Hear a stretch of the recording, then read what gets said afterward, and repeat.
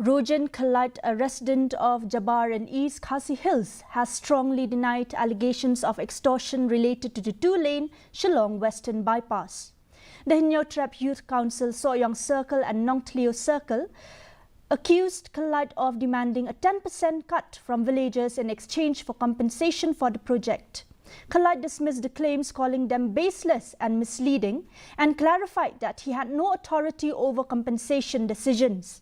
Khyllait expressed support for the bypass project and warned the HYC against pursuing unfounded legal action, threatening to take legal steps if the allegations continued without evidence.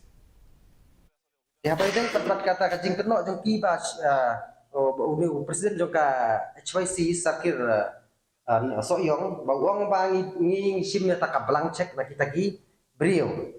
Ya, kalau data jong kenok jong kiru ba ngasiam ba himdon kum kata te haba kumno kum kata kablang cek kala ngila ban sim nak kita gi brio.